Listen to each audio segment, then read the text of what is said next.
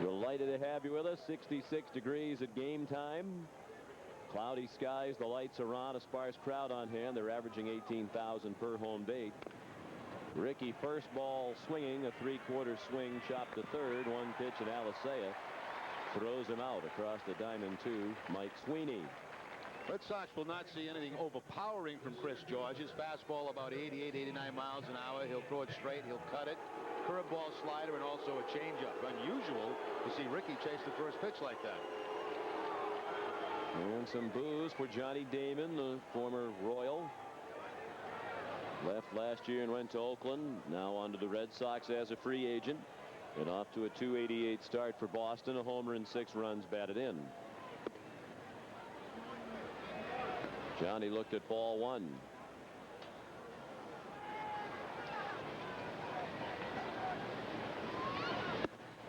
And a fastball inside corner at the belt, borderline at best, but called a strike for George. George from Spring, Texas. Johnny pulls one foul. 1-2. Cooled off quite a bit today in Kansas City. Yesterday, Sean, I know you were doing hockey last night, but it was up around 90 degrees. Very humid. Had a thunderstorm come through about 6 o'clock this morning, and it dropped about 30 degrees. It's going to be even cooler tomorrow. The high temperature expected to be in the 50s. There's the threat of rain tomorrow. Damon frozen by the off-speed delivery of George. That's the first strikeout of the night. 2 down here in the first. No signs of any nervousness right now from Chris George. Of course, he does have the major league experience from a year ago. He'll go to the curveball to pick up the strikeout. The only player in the Red Sox lineup that has faced Chris George is Tony Clark.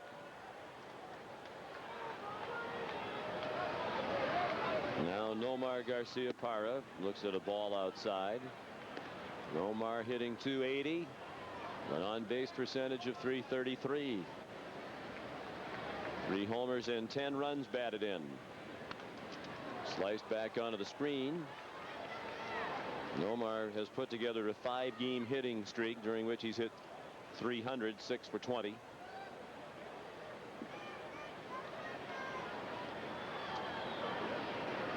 George working quickly, had that one slip out of his hand, and Maine couldn't squeeze it. 3 starts in Omaha before he got the call to the big leagues. There's Al Nipper, their pitching coach, charged with trying to hold this starting pitching staff together. It is not a good staff, and with the injury to May, the struggles of Chad Durbin, who made their team out of spring training but had a tough time and was sent out. The Royals near the bottom of the league in ERA at 5.34. The one bright spot, they don't walk many. And a strong first inning for George as he strikes out 2. After a half inning, no score. You're watching the Fox 25 Red Sox television network. In first, the Royals getting ready to come to bat now against Pedro Martinez. The starting lineup for the Royals, brought to you by Southwest Airlines. Kansas City with a season record of 5-8. Tony Muser has Donnie Sadler, the left fielder, leading off. Nafi Perez, the shortstop. Carlos Beltran, the center fielder. Cleanup hitter Mike Sweeney plays first base, hitting .414 with 6 runs scored in his last 7 games. Michael Tucker, the right fielder. Raul Ibanez is the DH. Luis Alicea, the third baseman, will hit 7th. Brent Maine, the catcher tonight. And the second baseman, Carlos Fablis, hits 9th against Pedro. Pedro 1-0. Of course, that win coming against the Baltimore Orioles. A no decision in his last start against the Yankees. 5 1/3, 3 hits, 4 earned runs. Did have 7 strikeouts. Pedro now with 16 strikeouts in 14 1/3 innings. He has never lost to the Kansas City Royals. 4-0 with a 2.57 ERA in his career against Kansas City clubs. And the defense for the Red Sox tonight behind Pedro. Part of the problem in that series against the Royals when the Red Sox lost 2 out of 3. They did make 3 errors. Ricky Henderson in left field, Johnny Damon in center, and Trot Nixon in right. Shea Hillenbrand, the third baseman. Nomar Garcia-Parra at shortstop. Ray Sanchez at second. Tony Clark at first. And Jason Varitek behind the plate.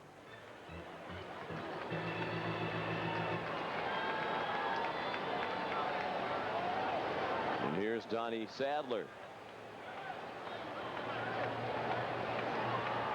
Without Chuck Knobloch in the lineup tonight,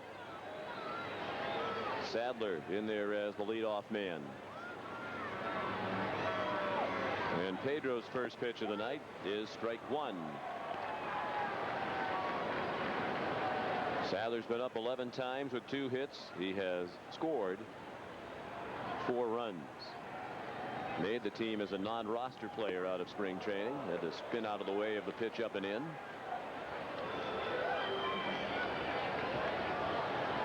He's already played all over the place for the Royals. Second, third, short, left, and right field.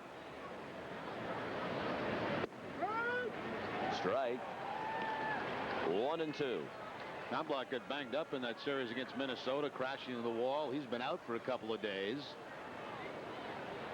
And Red Sox certainly happy to see that. Royals, without a potent lineup, try to run with regularity when they do get on the base paths. They've stolen 19 bases. They tend to steal them in bunches. Slapped foul down the right field line.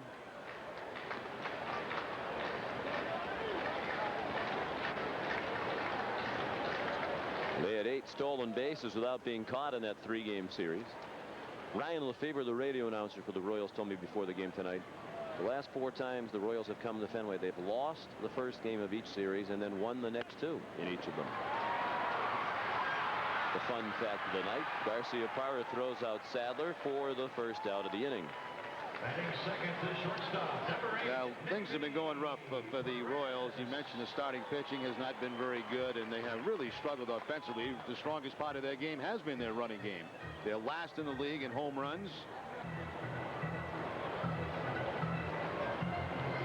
And Tony Muser, well, him in Kansas City, they're talking about maybe the end is near for him. Well, the managers are starting to drop like flies. Of course, Joe Kerrigan got it started when he was let go in spring training. Phil Garner fired 6 games in.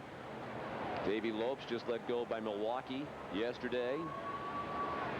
Guys like Tony Muser, Buck Martinez in Toronto, rumored to be clinging to their jobs.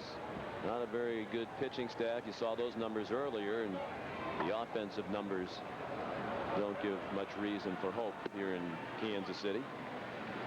Yeah, seeing a lot of managers fired early, which is very unusual, and it's because a lot of general managers have switched spots in the offseason. A ball and a strike, the count on Nafi Perez. Pulled down to first, gobbled up by Clark. 2 down and no score. Both outs for Pedro in this inning, coming on the curveball. Sadler hit the curveball for a ground ball to short, and now Perez, the ground ball to Tony Clark, who's back in the lineup tonight after a couple of days off.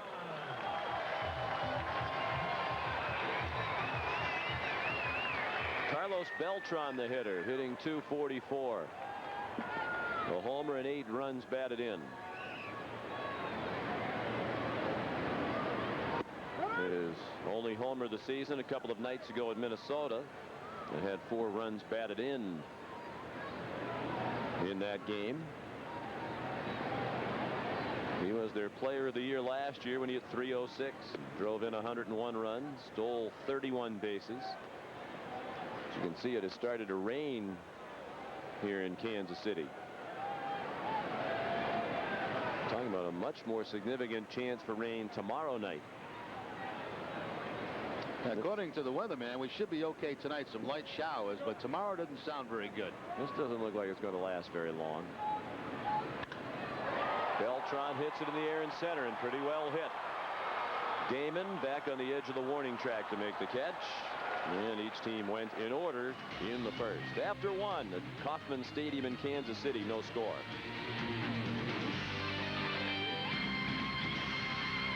Fox Television is searching for a star. If you can sing and you've been waiting for your big break, this is it. Auditions are about to begin. Fox 25 and Jammin' 94.5 going to help you get your foot in the door by offering you the chance to win a guaranteed spot at the New York City auditions. Get yourself on videotape and get it to Jammin' 94.5 fast. Tapes have to be in by Monday morning at 10 a.m. Go to fox25.com for the rules. the addresses and all the information. Good luck. Chris George throws strike one to Manny Ramirez, who had a tremendous series, 7 for 9 in Toronto, raising his average for the year up to 356. Just out of the top 10 in the league in hitting now, 4 homers and 14 runs batted in. He's tied for 6th in the league in runs batted in. He just missed that one. Popped it up. Neifi Perez makes the catch. Think if that wound up in straightaway right field, Neifi Perez was determined to catch that pop-up. He called it early, and there was going to be nobody else in this ballpark make the play except Neifi Perez. That ball was hit high. This star search that Fox Television and Jammin' 94.5 are involved in, it's going to be part of a show related to a show called American Idol, the search for a superstar. You have to be between the ages of 16 and 24 to enter. To take off from a show from England that was huge, Pop Idol. Tony Clark, the batter, still trying to find his way. His batting average, 146. Line foul. One homer for Tony. It came on opening day at Fenway Park. He's driven in 6 runs. It's always been a slow starter, career .249 hitter in April, but he did hit .333 in April for the Tigers last year on his way to his first All-Star game appearance.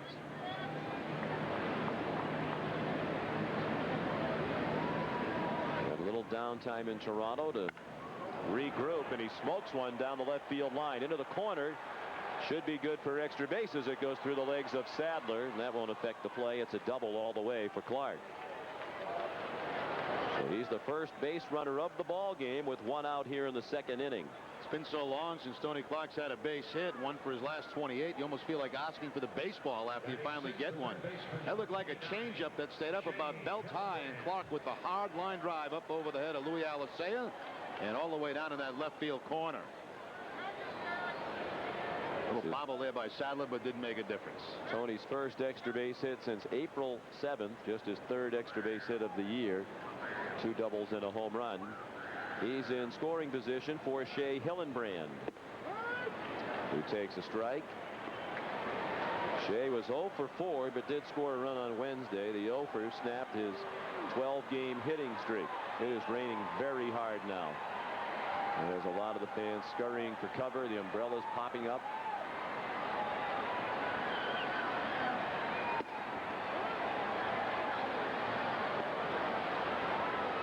Just looking at the sky, it doesn't look like it would last for very long, but it is pouring right now, and the fans are heading for cover.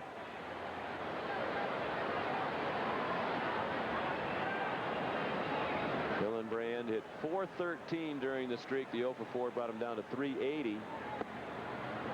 Still good for 6th in the American League in hitting right now, and he's still leading the American League in runs batted in. A chance for another with another man in scoring position. He's hit .500 with runners in scoring position this year. That's 6th in the American League in that category.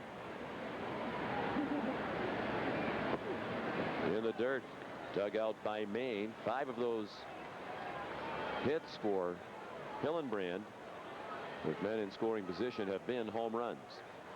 The thing he's done very well is hit left-handed, .667. That's the best in the league against left-handers. Facing the young lefty Chris George, who walks him. First walk given up by George. Batting 7th, the catcher, number 33. 2 men on and 1 out. No score here in the top of the 2nd. First of a 3-game series this weekend in Kansas City. The Red Sox and Royals. And here's the switch hitting catcher Jason Varitek at .306. 2 homers, 4 runs batted in.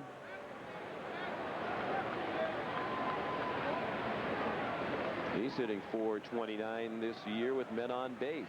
6 for 14. That's the 8th best average in the league with men on base. You wonder if the rain is starting to bother George. All of a sudden the ball's flying around all over the place out of his grip. Yeah, after the last pitch, he looked down toward the mound like he slipped a little bit, but I don't think it's rained long enough to really make it that muddy on the mound. And it has slowed down enough that they could continue to play through this. It's much more of a heavy downpour a few minutes ago. Well, you wouldn't characterize it as a light mist either. 1-1 on Varitek.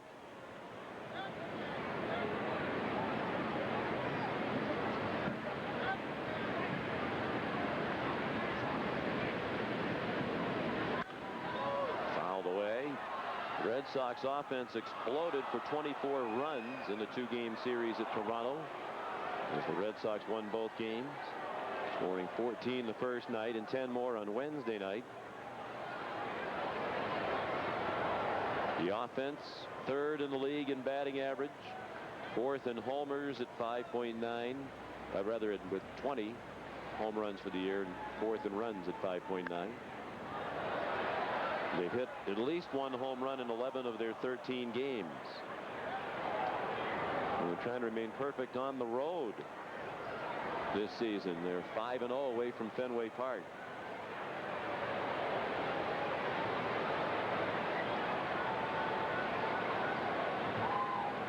Clark at second. Hillenbrand at first. The 1-2 is bounced over by the Red Sox dugout. Red Sox will have to make a roster move tomorrow. John Burkett coming off the disabled list to start the game tomorrow night. There's some talk today. Of course, the media was prodding Grady Little, trying to find out what the move's going to be. And Darren Oliver got hit in the hand a couple of times. They had some x-rays taken. They were waiting for the results of that to see if he's going to be okay. If not, he would have to go on the disabled list. There would be a move. If he's okay, then they're going to have to make some other move. Would probably be a position player. That doesn't have to be decided, obviously, until tomorrow morning.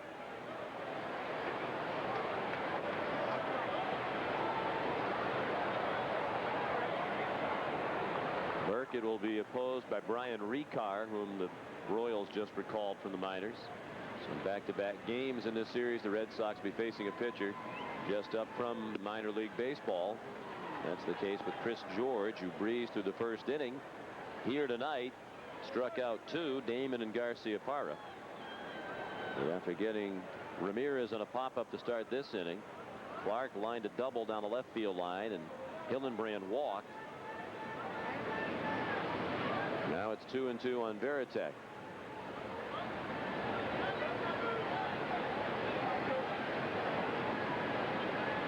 George has thrown 18 pitches in this inning, still just the 1 out. He's gone to a full count now with Varitek. Got Nixon on deck. 1-2-3 first inning required just 10 pitches.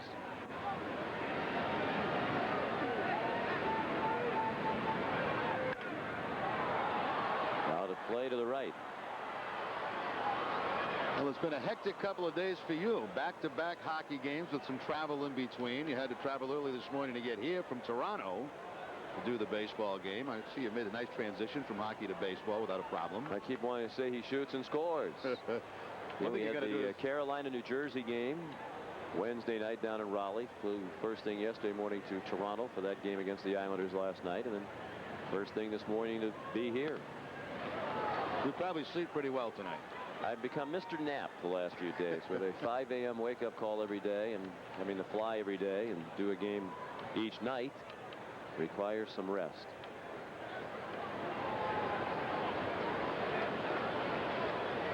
This will be the 11th pitch of the at-bat for Varitek.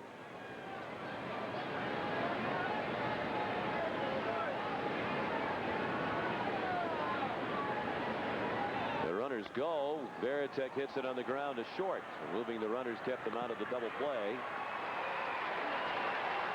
Perez to first for the out. Now 2 men in scoring position.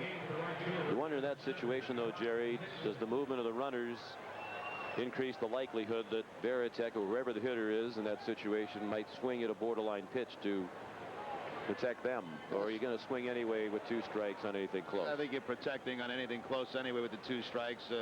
You know, it's interesting. They did not go on the first couple of pitches, and Grady Little must have been convinced that there's no way this guy was going to strike out Varitek, so they went ahead and send the runners, because that's certainly a gamble. Clock at second base does not have good speed. Now Nixon off to a slow start. Trott's hitting .234. That's in line with other Aprils of his career. He's a .239. Lifetime hitter in the season's first month. The homer on opening day, 2 runs batted in. So far for Nixon, a chance to double that right here with a base hit.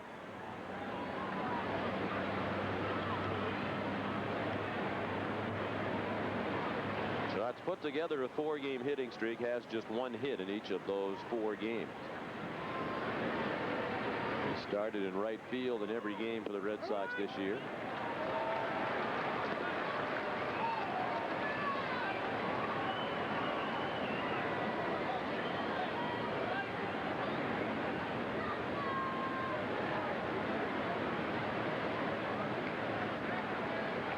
George works from the third base end of the rubber.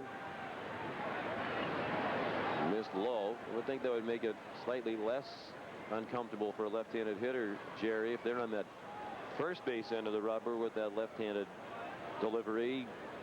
A little tougher for the left-handed hitter. Absolutely. You get a much better look for as a left-handed hitter when he's working from that third base side, not coming across his body at you. Borderline strike, inside corner around the belt. A full count with 2 outs. And the rain has picked up again.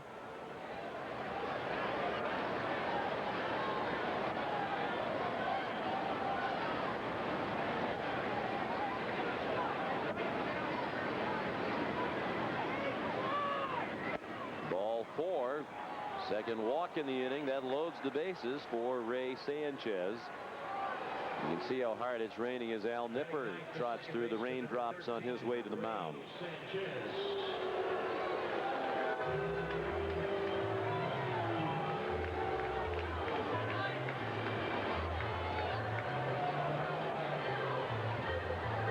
Always nice to come to Kansas City and see Steve Palermo, who looks like he's doing very well. And that's a great thing. Yes, it is. I don't think Steve ever had the pleasure of throwing me out of a game. Almost. He almost got me. Steve, long-time American League umpire and one of the all-time best, and a terrific guy. Here's Sanchez.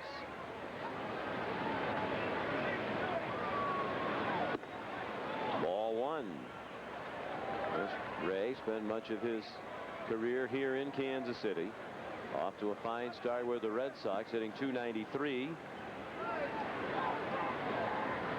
with 4 runs batted in. Hits it in the air in straightaway center field. The second baseman Fabulous out to handle it. So a long inning, but they don't score on Chris George after an inning and a half. No score. You're watching the Fox 25 Red Sox television network.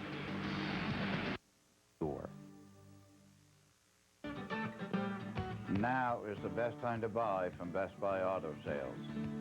Why? It's 4-wheel drive season and we have several in stock now. Plus right now you'll get financing starting as low as 0%. And of course all vehicles are inspected and we always service what we sell.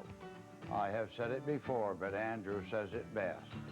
I know my champion, he sells the best. Trouble keeps the Red Sox off the board in the second inning. The Sox fans come celebrate Kids Opening Day Saturday, April 27th, and take Wally the Green Monster home with you. All fans age 15 and under receive a decorative Wally the Green Monster pennant, courtesy of Conn's Fenway Franks. For tickets, call 617-482-4SOX or log on to redsox.com. A long wait for Pedro Martinez in the dugout as the Red Sox loaded the bases. Chris George struggled with his control but get out of the jam.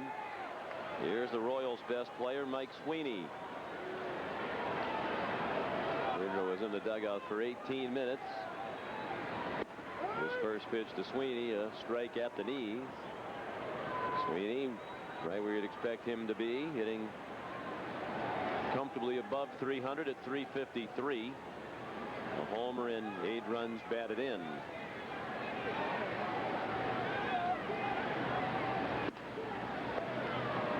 One ball and 1 strike. Sweeney with the low RBI total, only 8, but those guys ahead of him have not been getting on base. Of course, with Knobloch out of the lineup, that certainly hurts. Well, the last 3 seasons, he's emerged as a star in the American League. You saw his averages over the last 3 seasons. This from a guy who, when we talked with him on our radio program on 1510 The Zone when the Royals were in town, admitted he was the 25th man on the roster. Guy on the bench kind of went in and did whatever they asked him to do, caught. And then when his good friend Jeff King decided to retire at the start of the season, they were looking for somebody who could play first base. He said, I can play first base, even though he hadn't played since Little League. Went out there and played decently in the field, but really blossomed with the bat, and now he's their best player.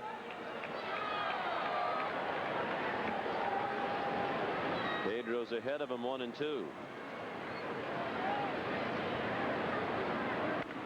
Change up, dribbled foul off the end of the bat. It's interesting, Sean, keeping on that same story about Sweeney. Jimmy Williams, when he was managing the Red Sox, and this is at that time where Sweeney was moving around at different positions, he said a lot of our players would laugh at him, you know, because they'd watch him take ground balls, catch, he didn't do a very good job. He said, I'll tell you one thing, this kid's going to be a hitter. He was right.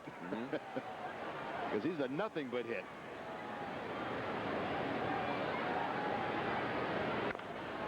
Pedro jammed him, and Sweeney bounced it foul. Talk about what he's done the last 3 years. He's hit over 300 for 3 straight seasons. In the 2000 season, he hit 330, had 200 hits and 140 runs batted in. First American League player with at least a 330 average, 200 hits and 140 runs batted in since Al Rosen in 1953 with Cleveland.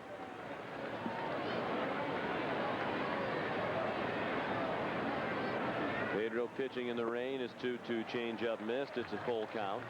Sweeney, Tucker, and Ibanez coming up. One thing the Red Sox do not want to see is this game stop because of rain. With Pedro on the mound, they wouldn't want to take any chances, any kind of long delay, and throw him back out on the mound. So they want to keep this thing going. The rain's much harder. They'll have to stop this one. There's a pop-up behind second. And it's Sanchez for the out.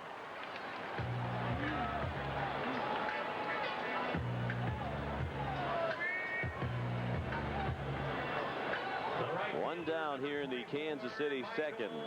Tucker. And the hitter is Michael Tucker. Off to a slow start at 182 with 7 runs batted in. Newcomer to the Royals, came over in an off-season trade from the Cubs.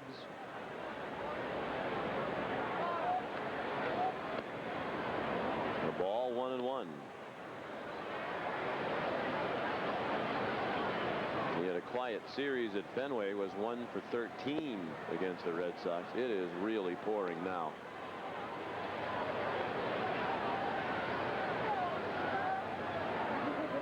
Some of the hardy souls who are out in the seats are retreating for cover again.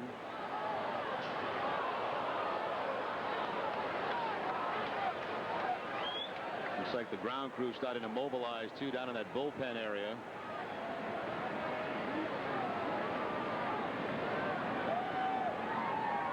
The 1-2 pitch. He struck him out. Threw a fastball by him. First strikeout for Pedro. He's retired all 5 Royals. 2 down in the second in a scoreless game. 7 strikeouts to Pedro in his last outing against the Yankees. Watch the late pop on this fastball there. That's a good sign for Pedro Martinez. That last fastball clocked at 96 miles an hour.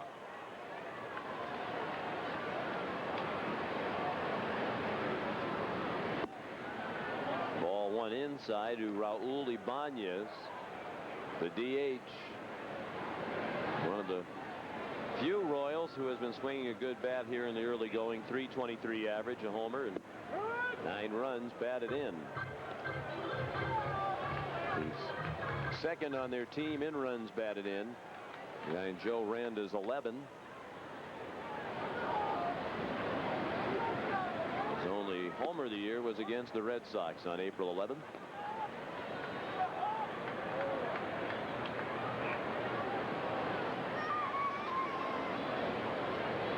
Now this lineup right now, with the exception of Ibanez and Sweeney, nobody swinging the bat well at all. You got a lot of averages under 200, the low 200s. The team batting average entering tonight, 245. When we chatted with Mike Sweeney, he signed a contract extension prior to the season for 5 years, but with some options that if the team doesn't improve, he can opt out of the contract. And he hopes and believes that 500 is a realistic goal for this year. And he believes the ownership is going to make the commitment to spend more money, bring more talent in here just by giving Sweeney $55 million in his new deal. A lot of people here locally were heartened by that. Took it to mean the Royals might open the wallet a little bit and try to upgrade the talent level. It's an unusual contract to sign. If you guys stink, I go.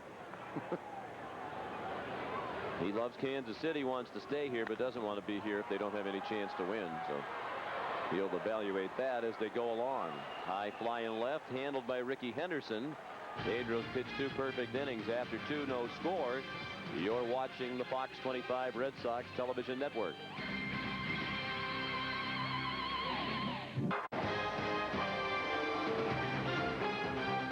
This copyrighted telecast is presented by the authority of the Boston Red Sox and may not be reproduced or retransmitted in any form.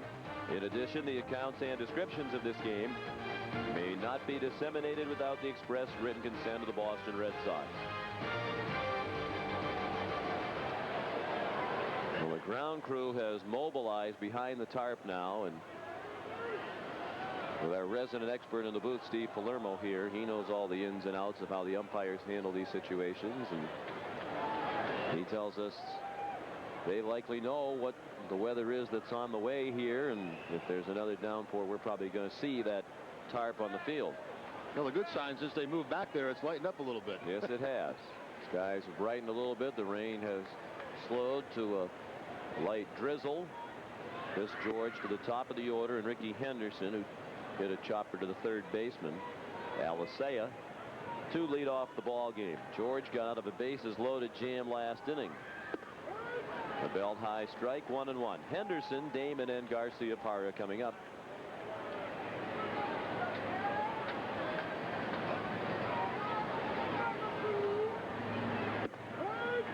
No strike, 1-2.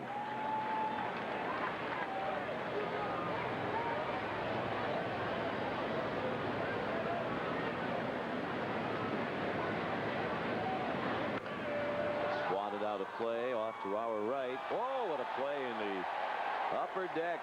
Fan in the first row of the upper deck leaned over the gentleman in the yellow cap.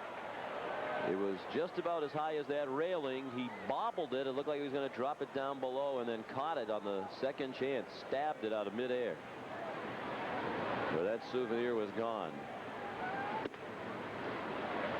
George missed with the backdoor breaking ball, 2-2. George was the Royals minor league pitcher of the year last year when he went 11-3 at AAA Omaha. Started and was the winning pitcher in the Futures game at Safeco Field. He gets Ricky on the fly ball to left, handled by Sadler, 1 out. The center fielder, Johnny Damon. Chris George was also a member of the United States Olympic baseball team in the 2000 Games of Sydney, Australia, and won a gold medal as a part of that squad. In the Olympics, he pitched 3 2/3 innings without allowing a run. He throws a ball low to Johnny Damon, who was called out on strikes in the first. Alicea in very close at third base, expecting a possible bunt from Damon. Ripped to right and caught by Michael Tucker. Johnny stung it, but Tucker didn't have fire to go for the second out of the third. Well, it's unusual to come to Kansas City and hear the people react the way they have toward Johnny Damon. And, of course, Tony Musa, their manager. Usually here, you don't hear anybody boo.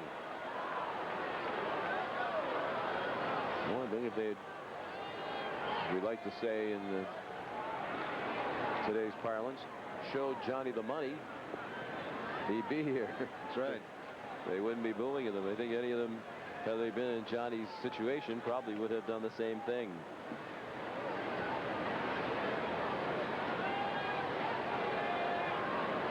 Garcia Parra fouls one off to our right. You certainly can't boo Johnny for the reasons that most fans ordinarily boo a player: lack of effort or hustle, attitude. He's all out all the time, and that was certainly the case too when he was here in Kansas City. Now they lost two pretty good outfielders, and Johnny Damon obviously, and Jermaine Dye.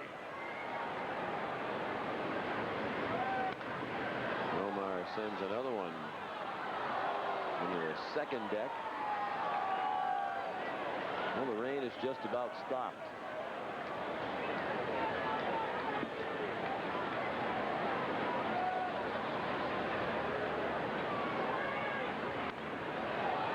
Back in our direction now. Red Sox in first place in the American League East by a game over the Yankees, who are hosting Toronto tonight. Boston 9-4. New York starts the evening 10-7. Routine fly to center. Beltran has it. George has a 1-2-3 inning after the shaky second. We go to the home half of the third. No score. Screams into Talladega Speedway. Dale Earnhardt Jr. and Jeff Gordon attack the fastest track in motorsports. Watch the battle for the checkered flag. NASCAR on Fox Sunday at 1 on Fox 25. Never picking Jeff Gordon again. Never. Ever, ever. I guess Brooks trying to get half the car too. She can have it. Maybe drive the other half of it faster than he has been. Well, I read in the paper today, Darrell Waltrip says the divorce is definitely distracting Jeff. Yeah. So he agrees with our theory. Luis Alicea, the leadoff man here in the bottom of the third. 6 up and 6 down against Pedro so far. So it'll be Alicea, the number 7 hitter, and then Brent Maine and Carlos Fabulous. Pedro has 1 strikeout while retiring the first 6 batters. And has had good velocity. Has run the fastball up as high as 96.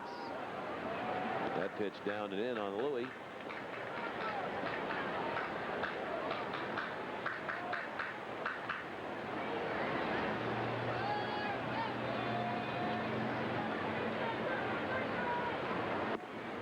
Good changeup. That's vintage Pedro right there. 1-2.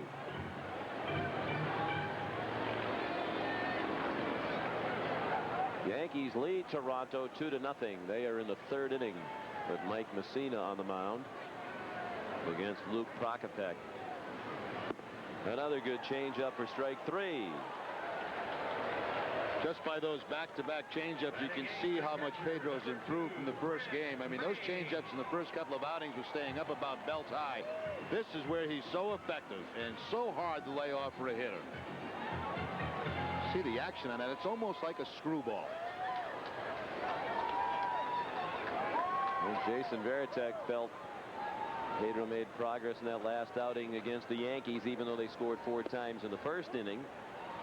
Pedro pitched 3 2/3 hitless innings to end that outing, and Jason said just looking out at Pedro, he could see in his demeanor and body language that Pedro felt that it was coming back to him. Now you can tell, you can look at him tonight and tell that he feels very confident about himself. Working quickly, right back on the mound, ready to go. He has fallen behind Brent Maine 2-0. Well, lazy fly to left. Ricky started back and then a couple of steps in.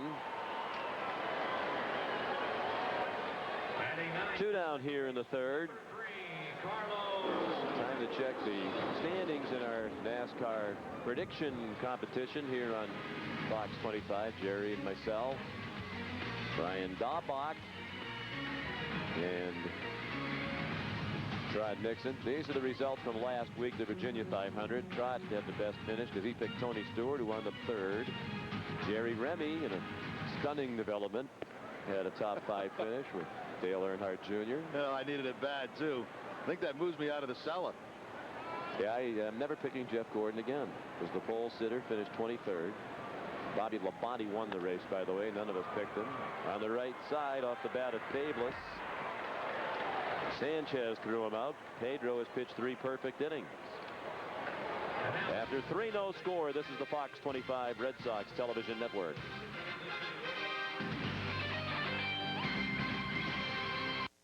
Your local Lincoln Mercury dealers. The category tonight, team stolen bases. The Kansas City Royals and the Chicago White Sox tied for the American League lead. And St. Louis on top in the National League with 18. League leaders brought to you by your local Lincoln Mercury dealers. Chris George threw a strike to Manny Ramirez. Manny popped out to the shortstop Napi Perez in shallow center field in the 2nd inning. Tony Clark on deck, then Shea Hillenbrand. This is the part of the batting order that produced the only threat of the game for either team. The Red Sox had a 1-out double from Clark in the 2nd, and Hillenbrand walked. They moved up on a ground out. Nixon walked to load the bases with 2 outs, but Sanchez popped up, and George got out of the inning unscathed. He's retired the last 4 Red Sox hitters.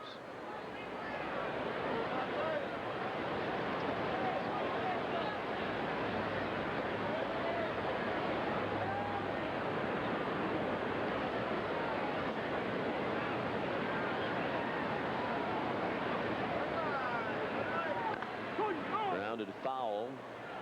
George from the Houston, Texas area, graduate of Klein High School. Led his team to a state championship as a senior in high school. Was the Texas State Player of the Year. Went 15-0 with 15 complete games. His senior year, turned down a scholarship from Rice, which has a fine baseball program, and is also an excellent academic school, to sign with the Royals. We used the 31st pick of the draft, the sandwich pick between the 1st and 2nd rounds in 1998, to select Chris George.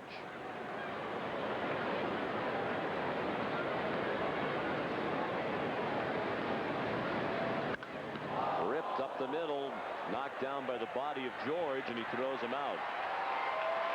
Manny hit a bullet, and all the members of the infield, the pitching coach Al Nipper, the trainer, the manager Tony Muser, they're all running out to make sure George is all right. Looked like he got him off the side of the leg. That was an absolute bullet by Manny Ramirez right back up the middle. Very seldom do you see Manny go 2 at-bats without hitting the ball hard against a left-hander. He took care of that. He crushed that ball, but knocked down by George, and they got him at first base. No reaction time at all for that pitcher. And fortunately for him, it just drops right down near the mound and has plenty of time to get Ramirez. They got him off the leg, I believe. Kick save and a beauty. He's going to take a couple of tosses, make sure he's all right. Seems to be fine. Let's pause for station identification. This is the Fox 25 Red Sox television network.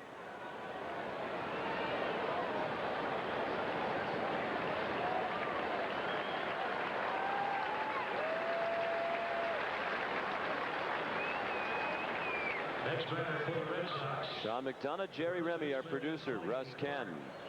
Our director, John Wilson, associate producer, the commissioner, Dave Corus. Delighted to have you with us. Pedro Martinez pitched 3 perfect innings. Red Sox trying to get something done against George, and Clark has another hit. That's the 2nd hit in the game. Both of them belong to the Red Sox Tony Clark, who doubled in the 2nd. Now an opposite field single here in the 4th. The fastball looked like it was up around the eyes of Tony Clark, still taking a hack at it and getting a hit to the opposite field. He had a wide open gap between 1st and 2nd. second baseman Fabulous was playing him almost behind the bag. Boy, when Clark has to go up on his tiptoes to get it a fastball, that's a high pitch. Tony 6'7", former college basketball player. He had 3 hits on opening day. This is his first multiple hit game since then. Hillenbrand took a strike. Shea took a walk in the second inning. Hillenbrand's 5th walk of the year. Was it, I think, late September when Shea got his 5th walk last year? Sometime around then.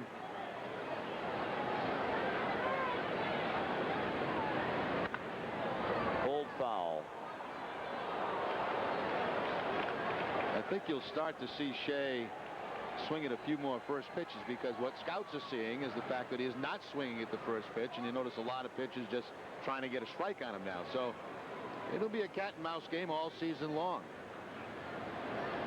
Shea's 5th walk of the season last year came on June 10th, and he had to walk 3 times in that game to get to 5.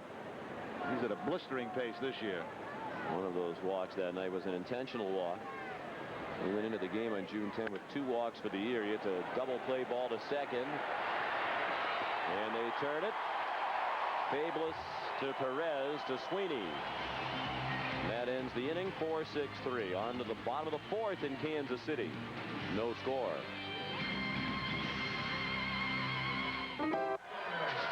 Pedro Martinez has pitched 3 perfect innings. He had one of his roughest outings as a member of the Red Sox in this ballpark on August 24th of 2000. The Royals got to him for 5 runs in the first inning, scored another in the second. Red Sox got Pedro off the hook as they came from behind to win that ball game 9-7. But since then, starting with the end of that outing for Pedro in this park, he's thrown 17 straight scoreless innings at Kauffman Stadium. After the season, he actually called that the best outing of the season because he got beat up early and then just was able to come back and shut him down. Foul ball from Donnie Sadler to begin the home half of the 4th. Sadler grounded to short to begin the 1st.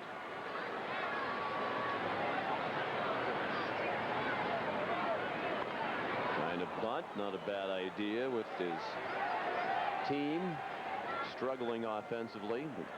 Donnie bunted it foul. A lot of Red Sox fans probably would have liked to see Donnie try to bunt a lot more when he was in the Red Sox organization. Possesses great speed, but couldn't get the most out of it. Had a tough time consistently getting the ball on the ground. It's almost as if he didn't want to hit the ball on the ground.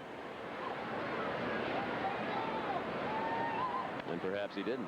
Fouls went off to our right. Yeah, you can imagine how many instructors and coaches that Sadler had. I mean, here's a guy blessed with a lot of ability, and you watch him and you say, oh man, if this guy could just put the ball on the ground, use his legs, learn how to bunt. And there were plenty of people trying to get to him to try to do that. Yeah, that's no good. That's not going to work for Donnie Sadler. No. Veritek set up high, wanted the high fastball. Pedro threw it there, and Sadler pops out to Nixon in right. 10 up and 10 down for the Royals. And this outing certainly encouraging from Pedro. Sadler chasing a high fastball. Well, that's not uncommon against Pedro. A lot of players do that, but Sadler has never disciplined himself to be able to get his hands above the ball and put it on the line and on the ground. Neifi Perez, the hitter. No score here in the 4th. Perez fouls one out of play to our left. He grounded out to Tony Clark in the 1st inning.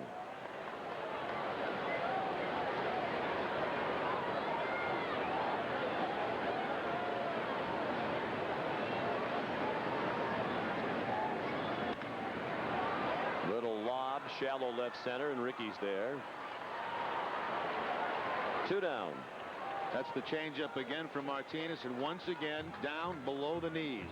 Excellent pitch. The center fielder, Carlos Beltran. He has not left the changeup up in the zone yet in this game, and when he keeps it down there, they're so off balance, just can't get anything behind the swing.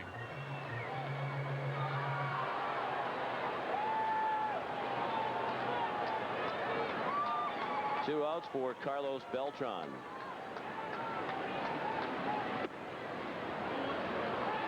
Ball 1, a little bit high.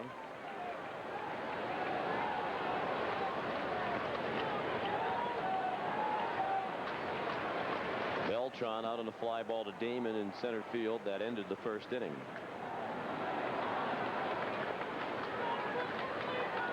The American League Rookie of the Year in 1999 was Beltran.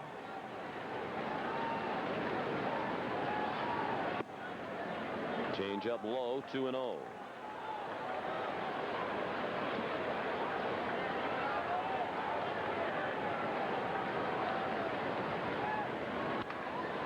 In the hole, diving stop by Clark. Pedro covers and dropped the ball. Nice play by Tony. And I think they believe that Beltran turned towards second base. Veritek's going to tag him. The umpire says no. So we'll await the scoring. If it's a hit, it's the first of the game for the Royals. Here in the fourth. Looked like if Pedro held on to the ball, he was there at the bag just ahead of Beltran. Yeah, that ball, a seed thrown by Tony Clark. He knows he has to rush after he gets in the dive and gets up because Beltran has very good speed. And the ball's going to be, actually should have been caught by Pedro. And if he does catch it, it's going to be an out. And they have scored at an error on Pedro, and that's the right call. He catches the ball. It was just a little low, but it was above his knees.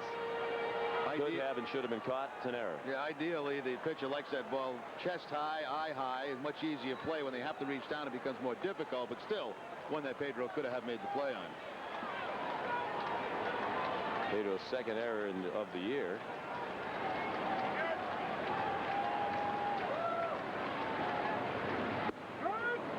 Mike Sweeney, the batter.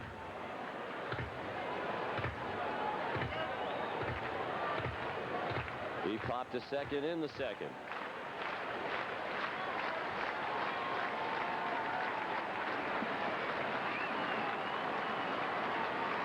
'98 was the last time Pedro Martinez had 2 errors in a season. He had 4 that year. He's already had 2 this year.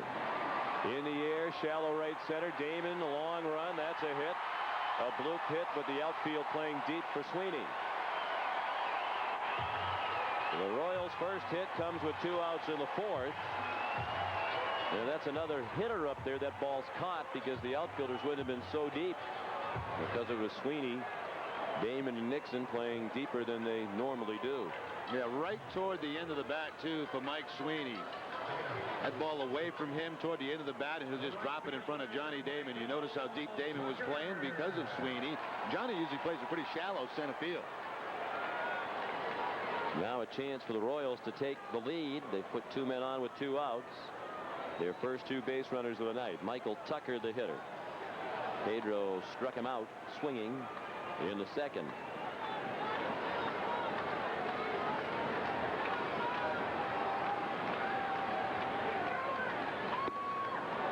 Tucker trying to hit a 3-run homer. 1 strike on Michael.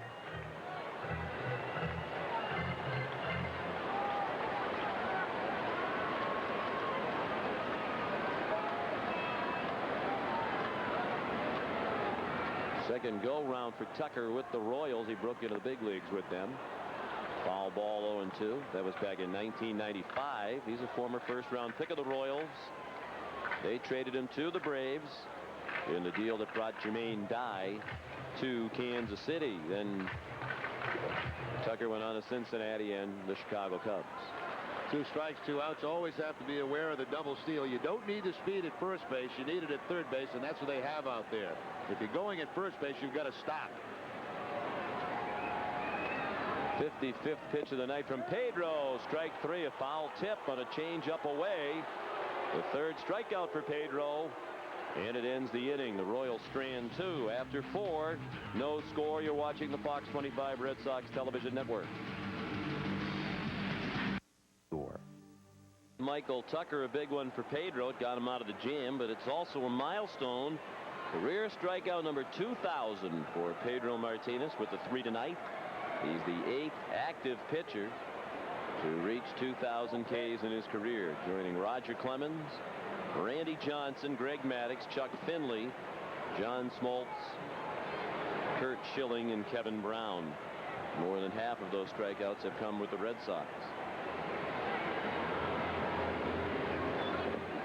Jason Varitek takes ball one in the dirt from Chris George. Varitek out on a ground ball to short in the second inning, bottom third of the order, against the 22-year-old lefty. And a high pop up in shallow right. Fabulous out. Tucker in. It'll be Tucker.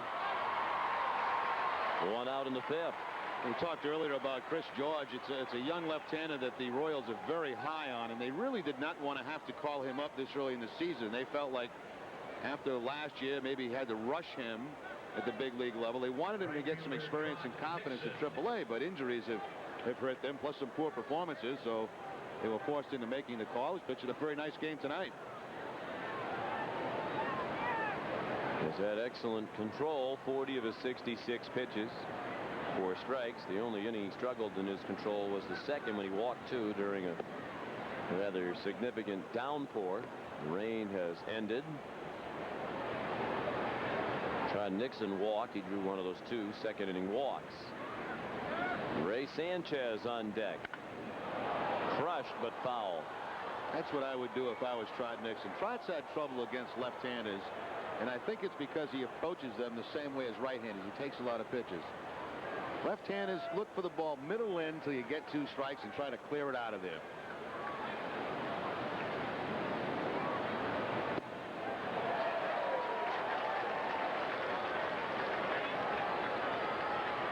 One and 2 now on Trott, hitting just 200 against left-handed pitchers this year.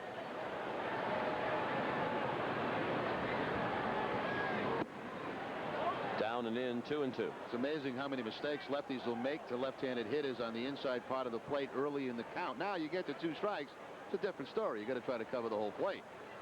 You got to give up something once in a while to have some success against people that have given you problems. Look out. Up and in, a full count. Sanchez to follow. We're in the 5th inning here at Kauffman Stadium. Red Sox have fared well in this ballpark in recent years. They're 13 and 6 here at the Big K over the last 4 seasons. Kauffman, or rather George, here at Kauffman Stadium gets the strikeout of Nixon. The 3rd K of the night for George. The confidence shown by Chris George going to the breaking ball on the 3-2 count. Nixon expecting fastball 3-2. Instead he gets the breaking ball and just completely freeze at home plate. Ray Sanchez, the batter.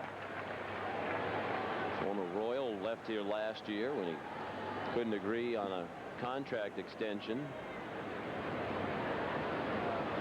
He was their shortstop for 2.5 years. Last year the Royals offered Ray a 2-year $7.5 million contract extension. He wanted a 3-year deal and turned them down. So the Royals traded him at the trading deadline to the Atlanta Braves. With hindsight, Sanchez may wish that he took the deal because he signed with the Red Sox for $700,000. So well below what the Royals were offering him.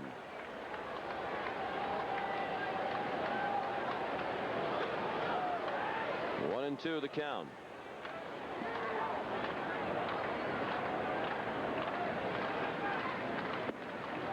Reading the Kansas City Star today, Jerry. An article by Dick Cagle. He writes, the Garcia-Parra-Sanchez combination could be the best since shortstop Rick Burleson and second baseman Jerry Remy. Wow. During the late 70s. Sanchez broke his bat. George threw him out. George is cruising right along. He's basically matching Pedro now, pitch for pitch. Pitchers duel, scoreless game, bottom of the 5th coming up.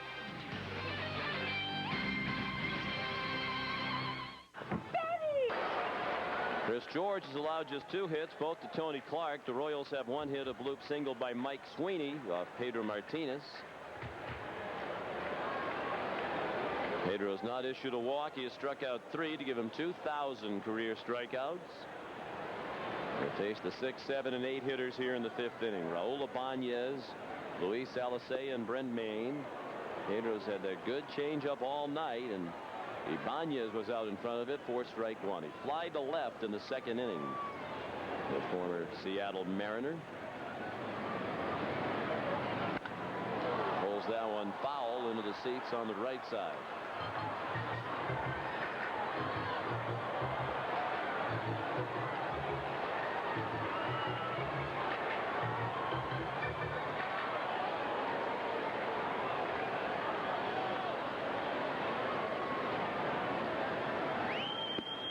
Fastball missed.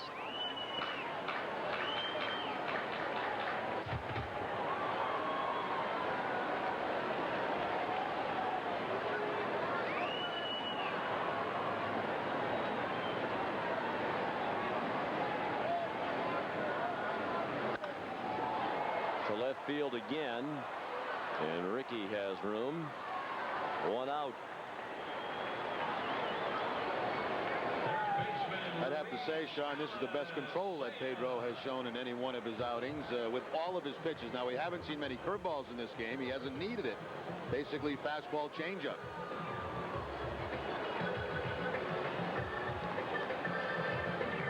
Pedro's thrown 59 pitches, 41 of them strikes. He's had outstanding control. Luis Alicea had no chance against Pedro first time up. Pedro gave him a couple of change-ups back to back. First ball swinging. Alicea out on the bounding ball to Sanchez at second. Two down here in the fifth. The catcher, Brent Maine.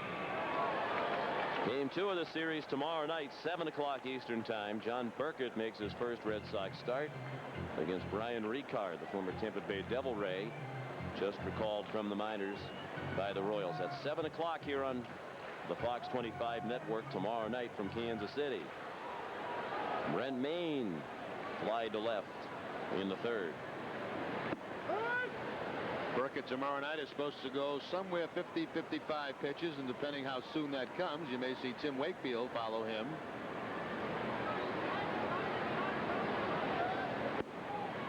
One of the few curveballs tonight, and it missed.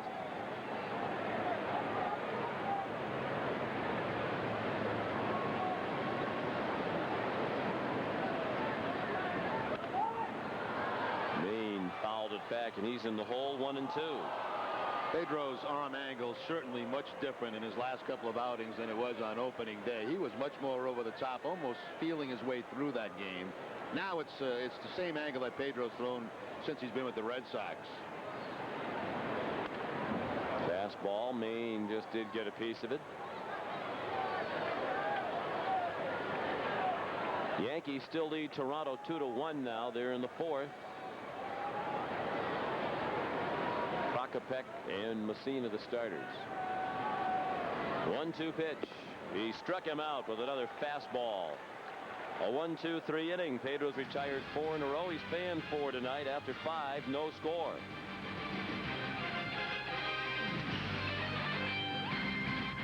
It's a look at the life of TV's most beloved character as Hollywood's biggest stars throw an outrageous roast for Homer Simpson on an all-new Simpsons.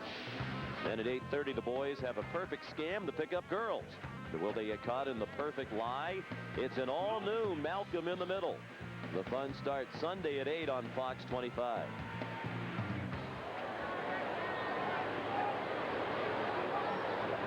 Great sight for Red Sox fans tonight, the performance of Pedro Martinez, looking very much like the Pedro Martinez we've seen throughout his days with the Red Sox. He's allowed just one bloop hit, hasn't walked a man. Good excellent control, good velocity.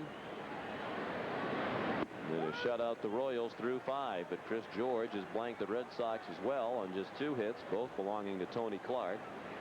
Ricky Henderson took a strike the first pitch of the 6th.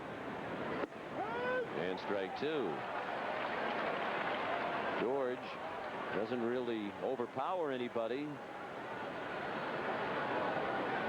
They hope that someday he'll be able to pitch like Tom Glavine. Not that he's necessarily going to be Tom Glavine, but be that kind of a lefty, move the ball in and out, have excellent control, pitch on the corners. There's a base hit. Opposite field single for Ricky. On an 0-2 pitch, he grounded one through the right side. Red Sox have the lead man on for the first time tonight. Sweeney quit on that ball at first base. It looked like he's the only guy that had a chance at it. They were playing Ricky up the middle, was Fables at second base. Sweeney took a step toward the ball and stopped. Looks like if he continues on and goes in the dive, maybe he has a chance at it. Well, we'll see if Ricky tries to pick up his second steal. He's got one steal for the Red Sox, has not been caught.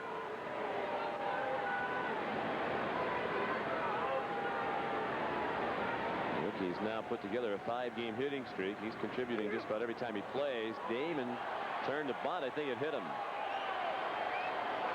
Or is it a foul ball? Johnny was walking down the line as if it hit him. But Rick Reed told him to come back. It's a foul ball. He bunted at it. There's no question about that. It's not like Johnny was trying to pull the bat out of the way. Watch him square around. The ball's going to be right at him, and he bunts at it. And it looks like it gets the bat and his finger.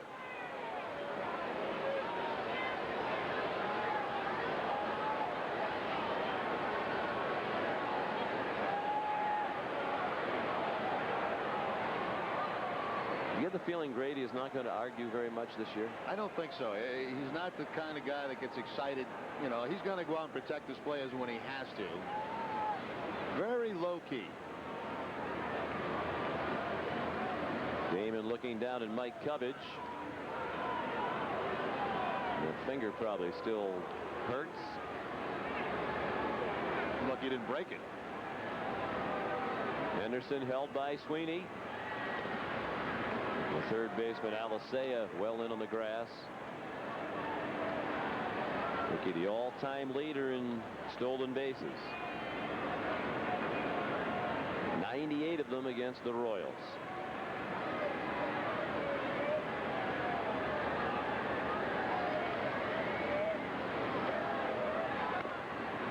Damon bunts it out in front of the plate. George slipped down, throws to first, not in time.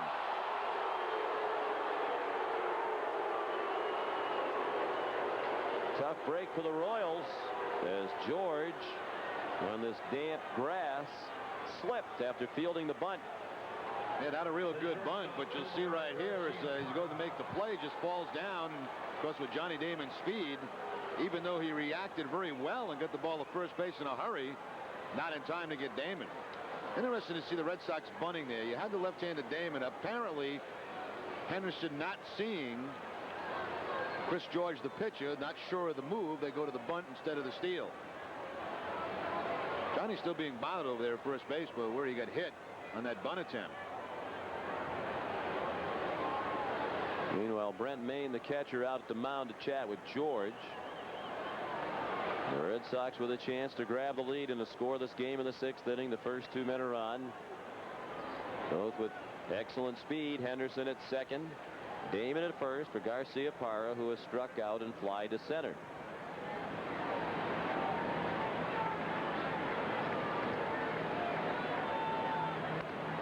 Off the end of the bat. Again, it looked like what we were talking about in our last telecast, Jerry. Nomar really pulling off that pitch. Yeah, a number of times we've noticed that front shoulder and head fly early for Nomar, and I think that's the result of so many pitches inside early in the year. Trying to test him with that wrist recovering from the surgery a year ago. He's in the hole here, 0-2 with Manny Ramirez on deck. Fables at second base, really playing tight near the bag to try to keep Ricky close, but Ricky can get a great jump off Chris George. A lot of left-handers very slow to the plate with that man at second base. Look how close Fables is, and he'll keep dancing in and out, trying to upset the timing of Henderson. Throw to second. They got him.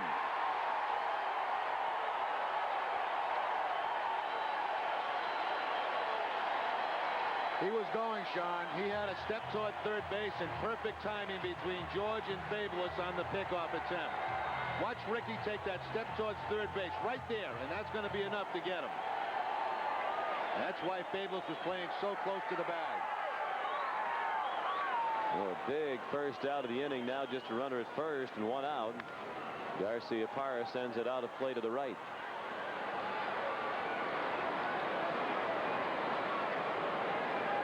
He was going that time, no question about it. He was trying to get that walking lead, momentum toward third base, and they timed it absolutely perfect.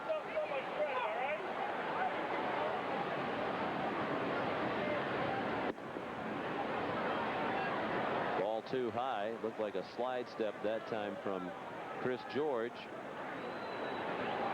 All it took was that one half step toward third base. That was the difference. Nomar rips one up the middle. Damon to second.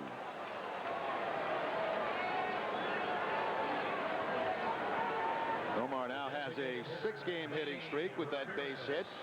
Tony Musa coming out of the dugout. They got the right-hander loosening up, and that may be the night for George. He's given up 3 straight hits, but it was an opposite field single by Henderson. That bunt hit because George fell down. That was really the first solid hit of the inning. The crowd boos Tony Muser again. George doesn't look all that excited about leaving either. Well, he got a good performance from the young pitcher. And wants him to leave on a good note. So Blake Stein will be the new pitcher, and we'll return to Kansas City in a moment.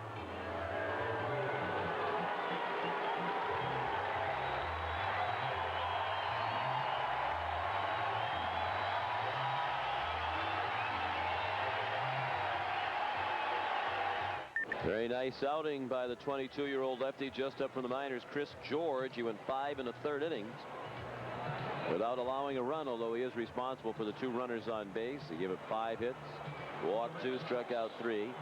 Through 86 pitches, 55 strikes. Tony Muser was booed even more lustily as he returned to the dugout after handing the ball to Blake Stein. The call to the bullpen brought to you by Nextel Direct Connect. Get right through. Call 1-800-NEXTEL-9.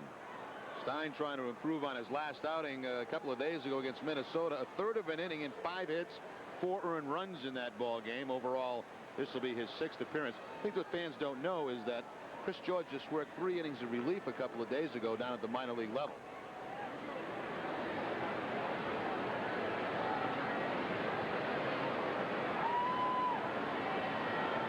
Manny Ramirez greets Stein and sends it to right. Tucker makes the catch. Damon about a 1/3 of the way toward third, so he goes back to second. So 1 pitch and an out for the veteran Stein. The first baseman, Tony Clark. It'll be up to Tony Clark, who's had a good night.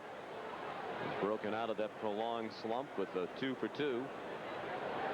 A double down the left field line in the 2nd inning and a single to right in the 4th. Both at bats were right-handed against the lefty George. For the season, Clark's hitting just 125 left-handed. He's 4 for 32. His only homer did come from the left on opening day at Fenway.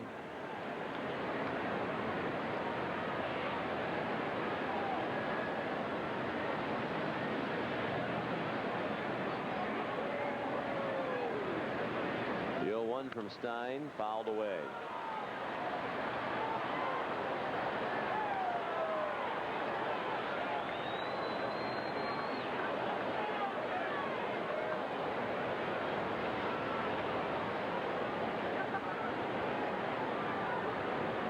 Stein's pitch for Oakland, Kansas City. And was in the St. Louis organization without ever making it to the majors. He missed high. He was a 6th-round pick of the Cardinals back in '94. Never made it to the majors with them. It was traded to Oakland with 2 other pitchers in the deal that brought Mark McGwire to St. Louis. The trading deadline in 1997. And he came over here to the Royals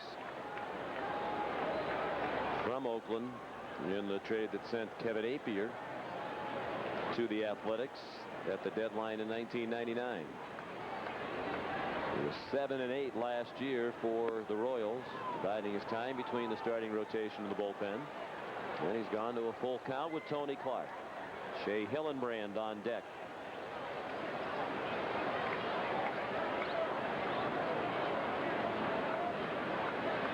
runs, 5 hits, and an error for Boston. No runs, just 1 hit, no errors for Kansas City.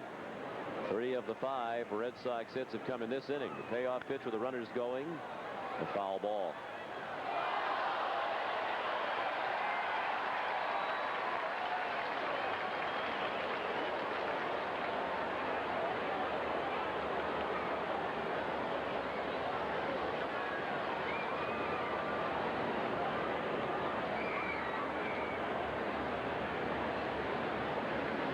Go again, and it's another foul ball off to the left.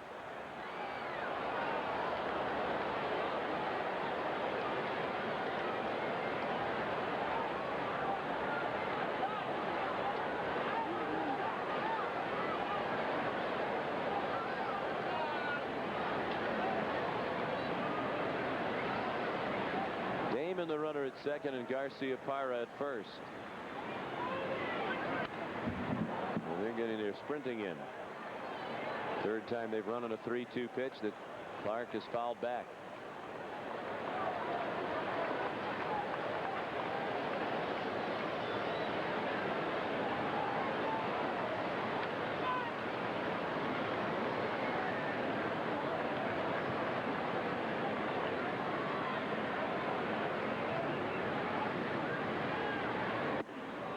Ball 4. Clark won the battle with Stein to load the bases. Third baseman Shea Hillenbrand. No action in either bullpen. And the batter will be Shea Hillenbrand. It is first 0 for last night, or actually 2 nights ago, the Red Sox last game in Toronto to end his season opening 12-game hitting streak, longest of his career. He has walked and grounded into a 4-6-3 double play tonight. Great chance to add to his league-leading RBI total. It takes a first pitch strike from Stein. Shea just a .211 career hitter with the bases loaded. Still looking for his first career grand slam.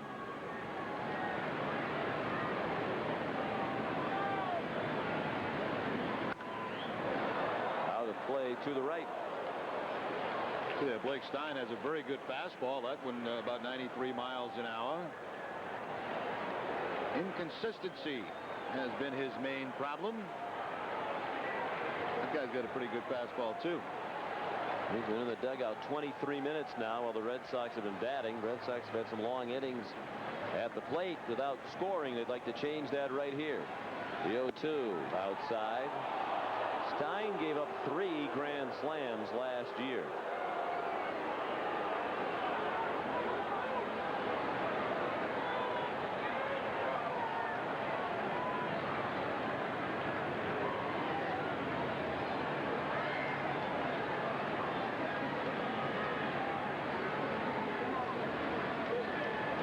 The 1-2 pitch.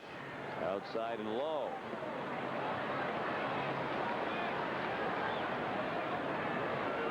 Hillenbrand just has to be seeing the ball better, because that's the kind of pitch a year ago, that slider off the outside part of the plate that he chased and pretty much get himself out.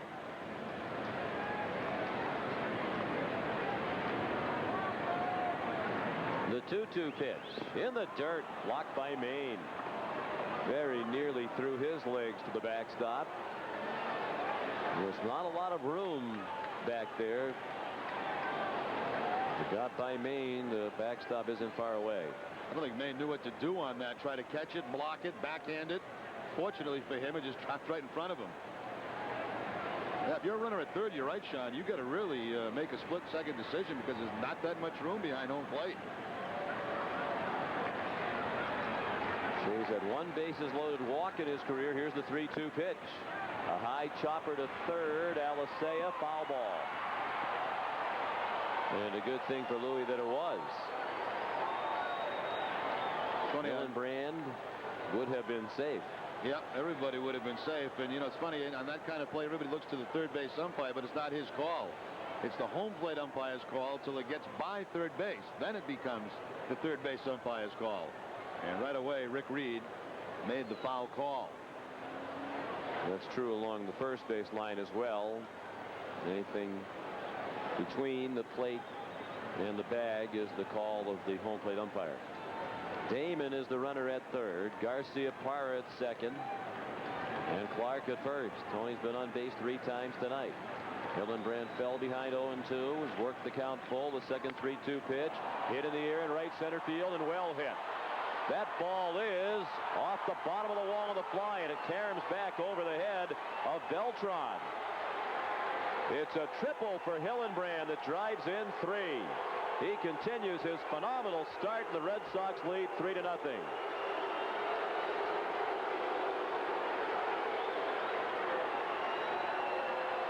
This is really good hitting here by Shea Hillenbrand. This is a nasty pitch. A fastball on the 3-2 count away from Hillenbrand.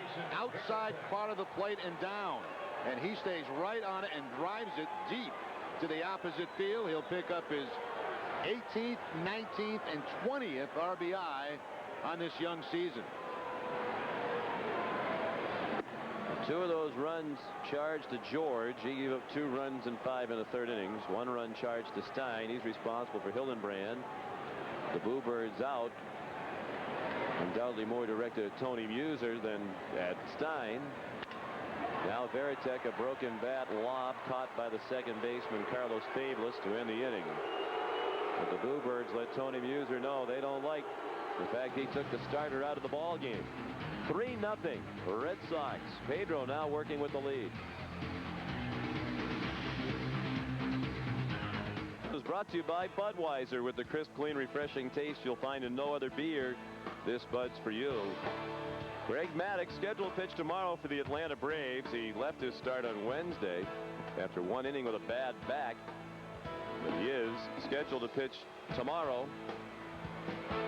for Atlanta. First trip ever to the disabled list for Greg Maddux this season. Shea Hillenbrand. For 1 game without a hit. Back in the hit parade tonight, and a big hit. The 4th hit of the inning for the Red Sox. They were up there for a half an hour, but it was worth the wait for Pedro, as now he's pitching with a 3-run lead. And it's been an outstanding performance by Martinez. 46 of his 65 pitches have been strikes.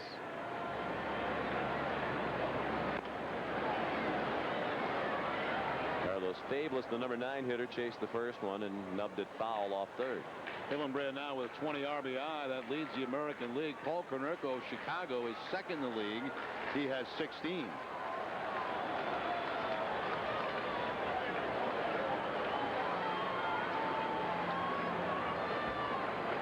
Fablis, then the top of the order. Sadler and Perez due up.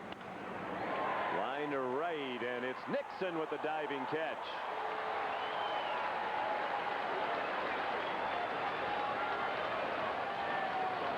One advantage for Trot. Nixon was playing shallow. Fablis does not have good power, and especially to the opposite field, so that gives that right field the luxury of playing a little bit closer to home plate, and it helps Nixon make that play. That ball slicing away from Trot off the bat of the right-hander. Pedro likes to play. Pitchers like that kind of an effort. As they should. 1 out. Donnie Sadler, the hitter. He takes a strike. Sadler is grounded to short and fly to right.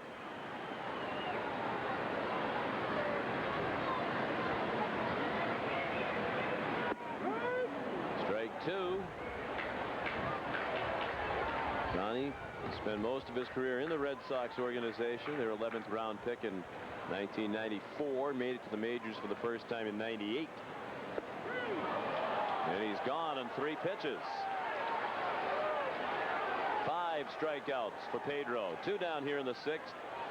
Martinez has retired the last 6 Royal batters. I don't think Donnie's too happy that Knobloch couldn't go tonight. 2 jelly leg curveballs that time to get the strikeout on Sadler. Jelly leg, those knees start to shake and buckle, you got no chance. Nathy Perez late on that pitch. Fouled it away. To the left. Perez is grounded out and flied to left. Talk about the great control Pedro's thrown a first pitch strike to all but 4 of the hitters tonight.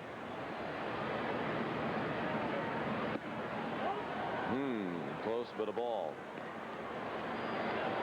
I think a lot of the concerns that Red Sox fans had about Pedro are being wiped away with this performance. Down the line, knocked down by Clark. He doesn't see it. Pedro's there to pick it up and step on the bag and end the inning.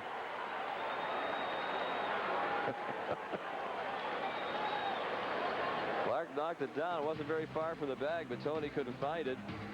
Pedro hustled over and finished the 1-2-3 inning. After 6, 3-0 Red Sox.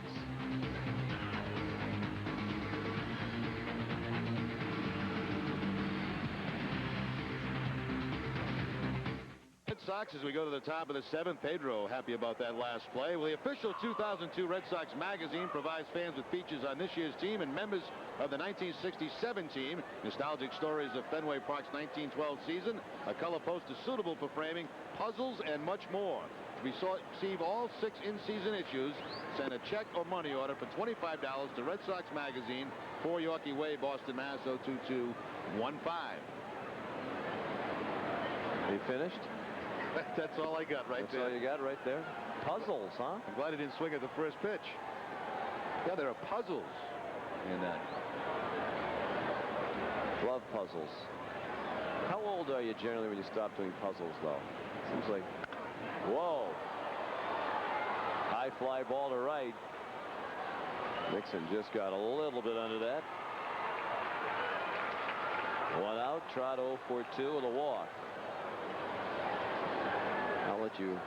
I don't know. Continue to look puzzled over the question while we go to the scoreboard. Thank goodness we have something else to keep us occupied.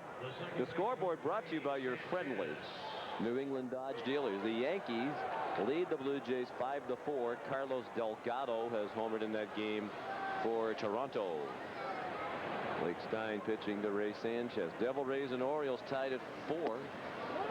Major playoff implications there. They're in the 9th inning.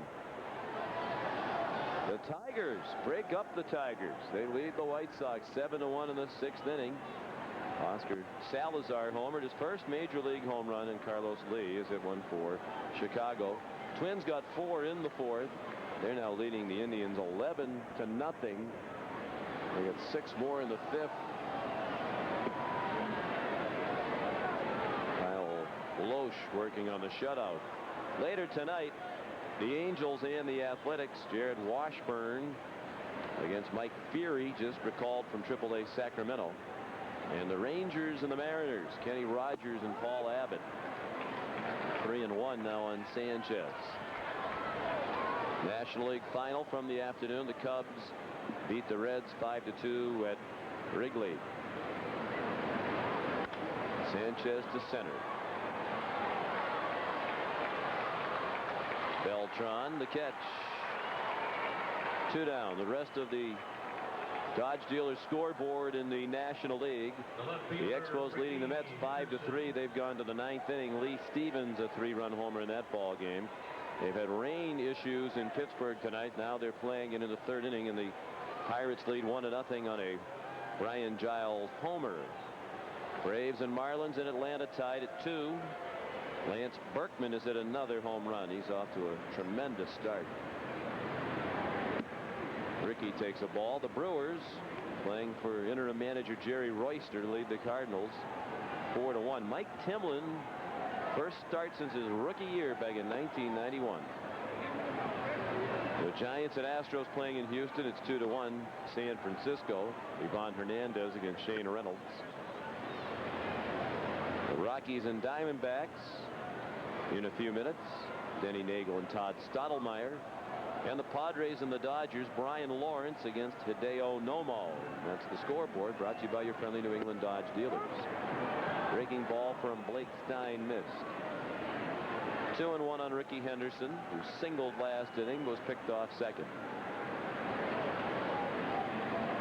Red Sox lead 3-0. He scored 3 last inning on a bases loaded triple by Shea Hillenbrand. Another nice catch in the front row of the upper deck. And bullpen activity with Brian Schaus and Nate Field.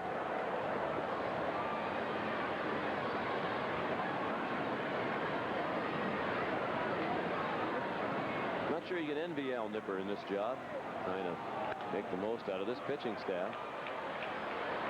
Beltran with another catch. 3 fly ball outs. A 1-2-3 inning for Blake Stein. 7th inning stretch here in Kansas City. 3-0 Red Sox. Fastball there. A changeup to Alicea. A changeup to Tucker. Fastball. And then the curveball to Sadler. So strikeouts 5 the total. 3 with fastballs, a changeup, and 1 with the curveball. Pedro has had only 1 start out of his last 14, during which he has not walked anybody. Has a chance to do that tonight. And through ball 1 to Carlos Beltran. Lead of the order coming up. Beltran, the number 3 hitter, then Mike Sweeney and Michael Tucker. Martinez has retired 7 in a row since the only Royals hit, a bloop hit by Mike Sweeney into right center. Chop to first. Clark to Martinez. Linden busy collaborating over there. 1 out in the 7th inning. That's been quite a combination for the Red Sox tonight at first base. Getting it done the conventional way and the unconventional way. Hey, Sean, last night I was watching the Bruins game, and Ray Bork was doing studio work. And was doing a very nice job. He really did. He did a terrific job. I forgot to tell the Bruins the playoffs started last night, though. Great second period. Yes. But those Nats up front for Montreal, they were tough. Sweeney rolls one on the left side, cut off by Hillenbrand. Nice play. 2 outs.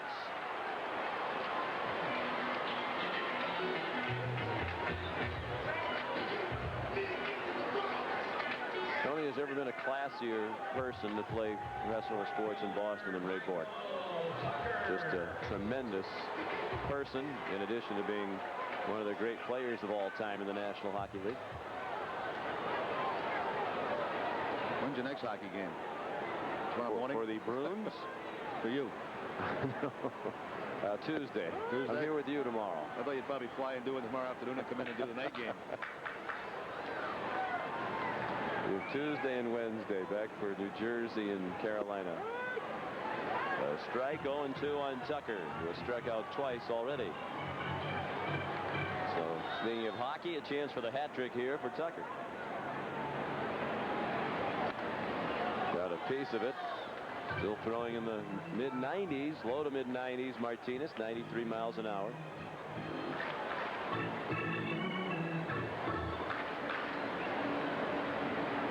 Hasn't been a taxing outing for Pedro. All 1, 2, 3 innings except for the 4th, when the Royals put a couple of men on.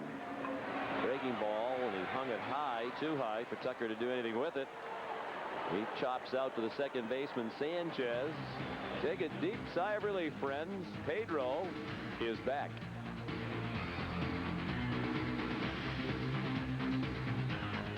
Online and buy at burnfill.com. Pedro Martinez working on a 1-hit shutout through 7. The Red Sox lead 3-0. This call to the bullpen is brought to you by Nextel Direct Connect. Get right through. Call 1-800-NEXTEL-9. And the new pitcher is the right-hander Nate Field. He was actually called up to the Royals while they were in Boston. He's making his first outing at Kauffman Stadium. He's from Wichita. Kind of a herky-jerky delivery. Unusual start to his motion. Damon had a bunt hit and scored on the Hillenbrand triple in the 6th.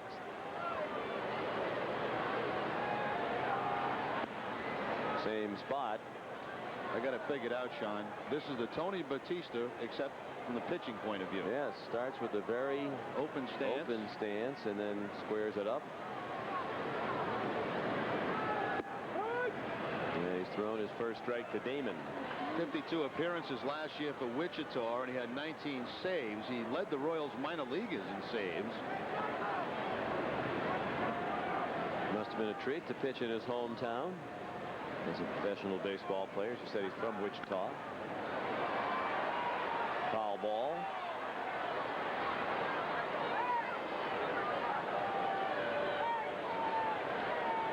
He's actually born in Colorado. 6'2", 200 pounds.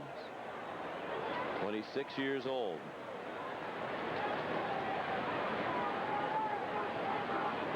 Recently, as 2000, he was pitching independent league baseball in the Northern League with Sioux City. Get that neck thing going, whatever that is. It's a neck thing.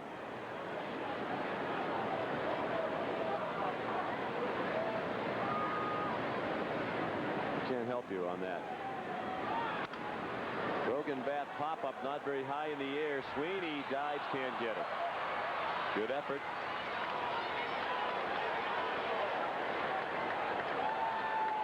There must be a name for the neck thing. No, it's not a chain. As Sweeney back up a couple of steps and comes in, and he'll make a nice effort, but can't quite get to it. Well, I can't imagine he walks into the store and says, "I'd like to buy a neck thing." I want one of those neck things. See, it's not a chain. It's not a metal. It's a neck thing. Whatever they call those things. But unusual to see a rookie with a neck thing. Does anybody on the crew know what that neck thing is called? Does it have a name? A choker? That's what someone just said. Line to right. A base hit for Damon. He's 2 for 4. Why would an athlete want to wear something called a choker? That would seem to be a bad omen. Yeah. Walk some guy with the bases loaded, and then maybe you'd have to get rid of that neck thing, that choker. You're a choker, and you've got the neck thing to prove it.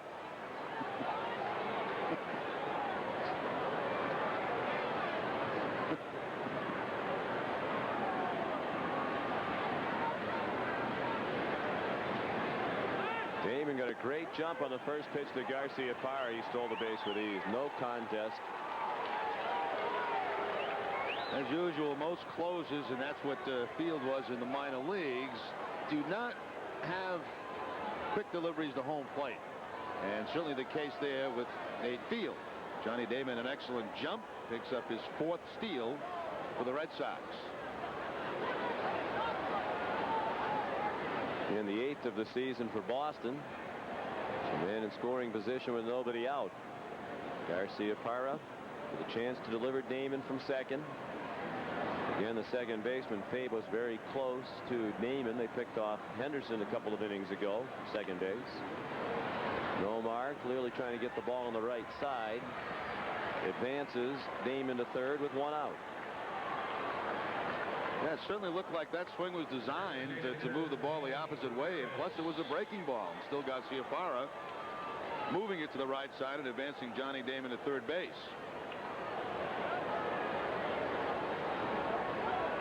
Looks like they're going to walk Ramirez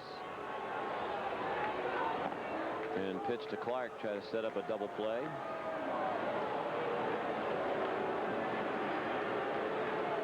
Manny has been walking with great regularity. This is the 14th time he's walked, the 4th intentional walk he has received. He's now second in the league in walks. Carlos Delgado started the night with 15 walks.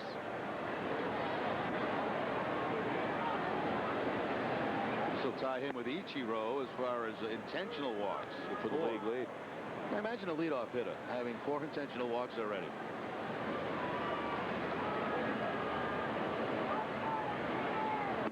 And there's ball 4. The Red Sox do have bullpen action going right now.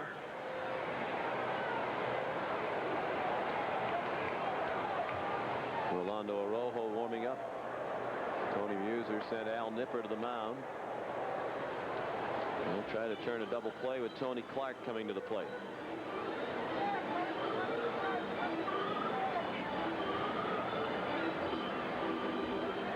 Of course, Nipper, his time with the Red Sox, he was very, very close with Roger Clemens. They had a very good friendship, continue that to this day. Nipper at one point, there was a pitching coach for the Red Sox. Didn't last very long. That's the year they went through 3 of them, right? Herm Starrett, Nipper, and Cumberland. John Cumberland. Under Kevin Kennedy.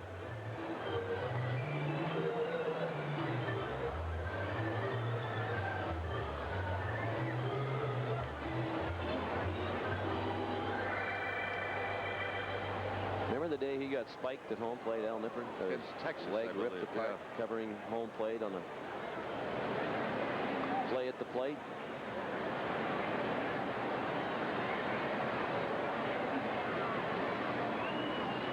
Clark takes one down and in. It goes to the backstop, and here comes Damon.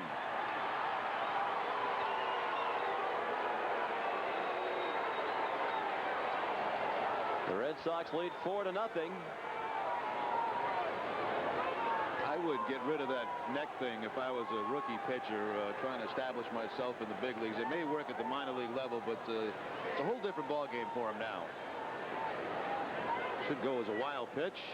Red Sox pick up another run. I think it's like that bad luck thing that the Brady family found on their trip to Hawaii, on the Brady bunch. Remember that?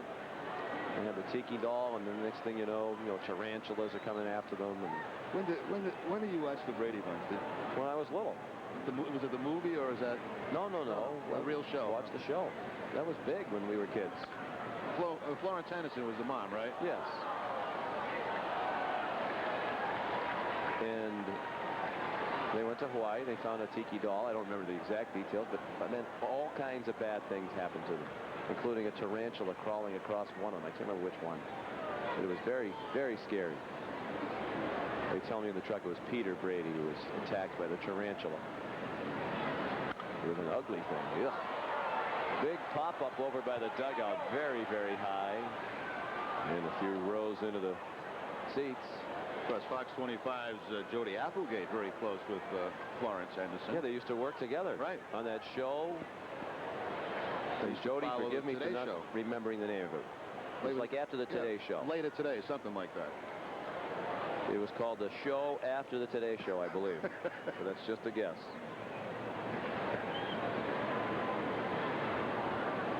Later Today. Is that what you said? Yeah, later today.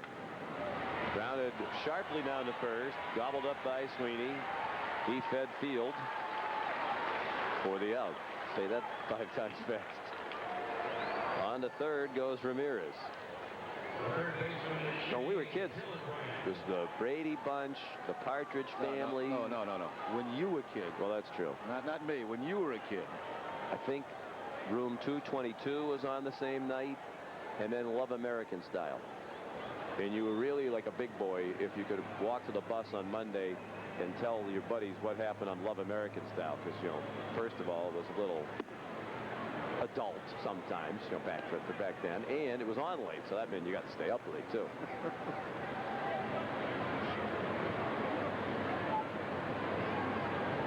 Shea Hillenbrand, the hitter. He has walked, grounded into a double play, and had the 3-run triple. They broke the scoreless tie in the 6th inning, by far the biggest hit of the game. Chance for another RBI with Manny there at third, and 2 down in the 8th.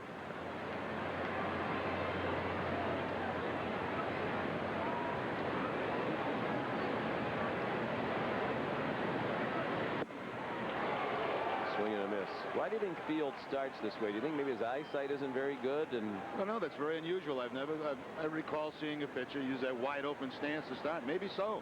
Troy Percival out there in California has difficulty seeing signs, but doesn't start like that.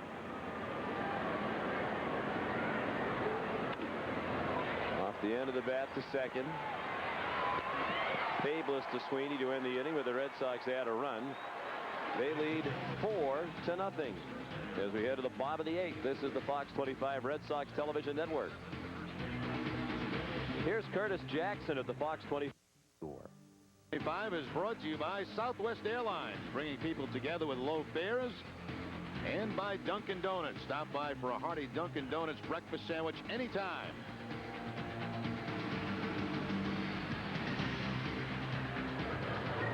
Pedro Martinez working on a 1-hit shutout. The 1 hit, a flare off the bat of Mike Sweeney that landed in shallow right center field back in the 4th. They've had only one other base runner on an error made by Pedro as he dropped the throw covering first. Raul Ibanez takes a curveball for strike 1.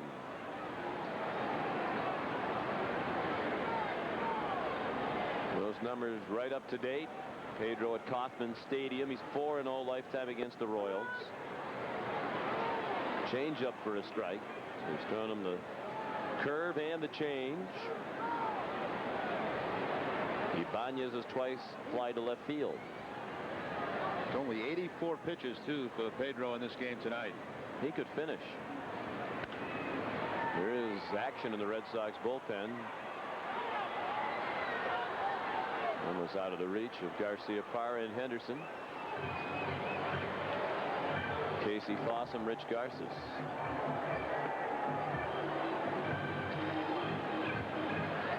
Not difficult to tell the two apart. One's left-handed, one's right-handed. That's exactly what I was thinking.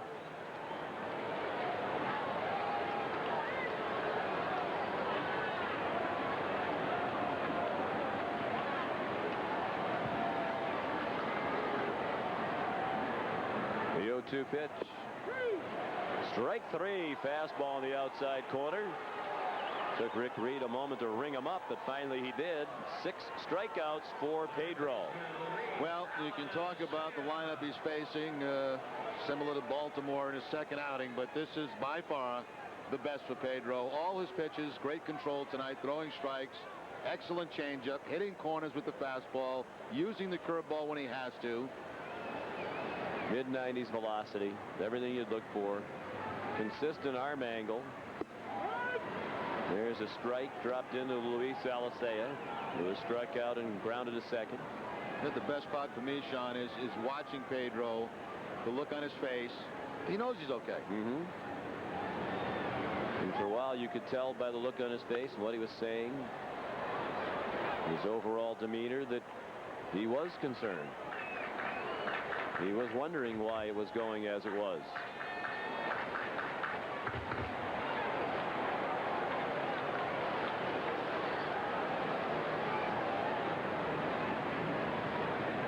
The 0-2 pitch, just outside. 4-0 Red Sox. They're out hitting the Royals 7-1.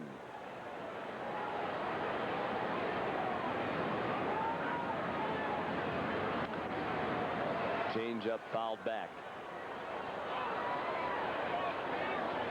This is Pedro's longest outing of the season. The previous long effort was in his win at Baltimore on April 7th, 6 innings. This is his 90th pitch tonight. Ball 2. That is a fantastic ratio. 66 of his 90 pitches have been strikes.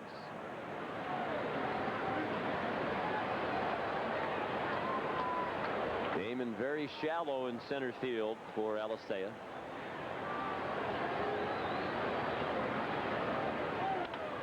Pulled down to first. Here they go again. The long and the short of it. Clark to Martinez for the out. That's 12 in a row retired by Pedro. The catcher,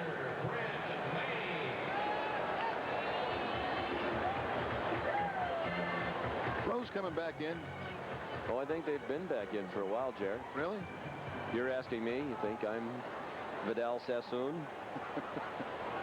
Tony likes to go with that throw. Yeah, I think they're back in. See a couple of college basketball players this year with big throws, and of course they went out of style for a long time. Oscar Gamble made that popular many years ago. Tony kind of goes back and forth. He has the Rose for a while, and then he throws out. Right. Remember Gamble? He like place his hat way on top of his head. Yeah. He looked like one of those little mini cups that you get the ice cream in the ballpark out of the helmet. Ground ball to second. Main thrown out by Sanchez. Brilliant performance by Pedro tonight. A one-hitter. He's retired 13 in a row, and the Red Sox lead 4-0 after 8. You by Dunkin' Donuts. Nothing gets you going like the smooth, mellow taste of Dunkin' Donuts coffee. It was Shea Hillenbrand's triple that drove in 3 that got the Red Sox going tonight. Pedro Martinez wanted the ball after that strikeout. That's because his 3rd strikeout of the night was career K number 2,000. He's the 8th active pitcher with 2,000 career strikeouts. A fantastic one-hit shutout with 6 strikeouts and no walks. Hillenbrand up to a league-leading 20 runs batted in. And you wonder if that's going to be it for Pedro. Looks like it is. Congratulations and a hug from Garcia Parra and Hillenbrand. Nice to see that smile back on Pedro's face. We've seen so many of them from Pedro over the years, and not many during that period of concern. And that's a lift to the whole ball club. They know that their chances of doing something memorable this season rest largely on Pedro's ability to be one of the best pitchers in the game, which he is when he's healthy. Here's Brian Schaus. 9th appearance for Schaus. 5 1/3 innings, 5 hits, 2 earned runs, a couple of walks, and 5 strikeouts. He's making his first appearance back in the big leagues this season since 1998. A couple of years back in the minor leagues. One-time member of the Red Sox organization. Well, he pitches to Jason Varitek. Ball 1 inside. Varitek 0 for 3.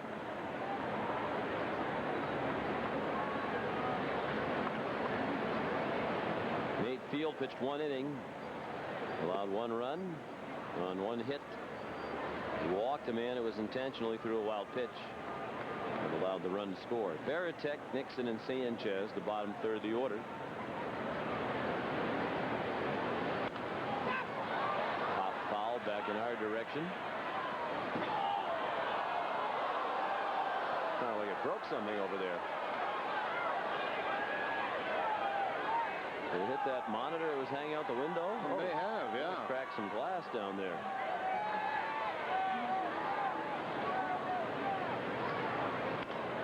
Tomahawk down to third. Alicea to Sweeney for the out.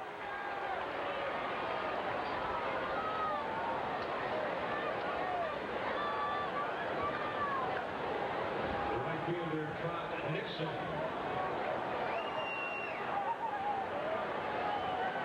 Trot Nixon, the hitter, 0 for 2 with a walk back in the 2nd inning.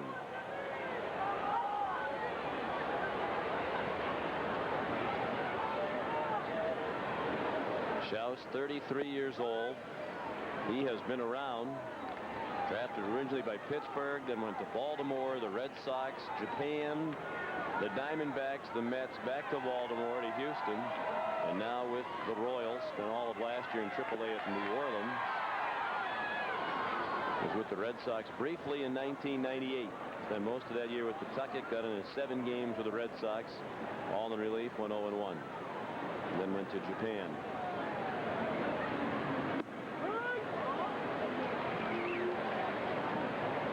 Ball and 2 strikes on Nixon. In the spring training is a non-roster invitee to the Royals camp with him making the club, which is pretty obvious because he's pitching tonight. Nice pitch there. Strike 3 on the outside corner.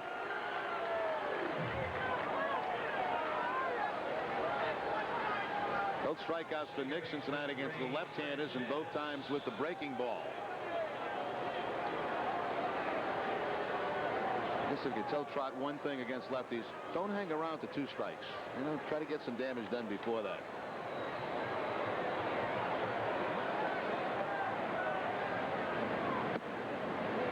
Sanchez took ball 1. He's 0 for 3 in his return to Kansas City. Playing before 24,456 fans. A lot of them got wet when it rained here early. Down to third. A big hop up into the midsection of Alicea, who throws him out. And Schaus pitches an easy 1-2-3 ninth. Go to the bottom of the 9th. The Red Sox 3 outs away from their 4th straight win, leading 4-0. Boston Red Sox baseball on Fox 25 is brought to you by Southwest Airlines, bringing people together with low fares. By your New England Ford dealers for the best selection of cars, trucks, and SUVs on the planet. Visit your local New England Ford dealers or log on to newenglandford.com. By Budweiser, with the crisp, clean, refreshing taste you'll find in no other beer. This Bud's for you. By your friendly New England Dodge dealers. Grab life by the horns. Go Dodge. And by your New England Toyota dealer. What makes Toyota the best value? Ask someone who drives one.